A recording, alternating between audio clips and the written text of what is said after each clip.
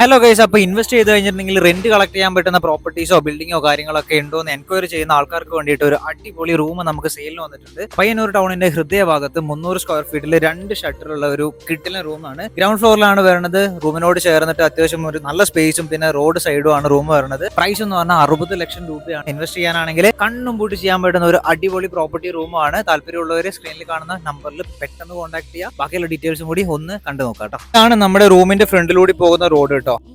നല്ല commercial area ആണ്. ഇതാണ് നമ്മുടെ റൂം അവൈലബിൾ ആയിട്ട് വന്നിരിക്കുന്നത്. ഗ്രൗണ്ട് ഫ്ലോറിലാണ് റൂം വരുന്നത്.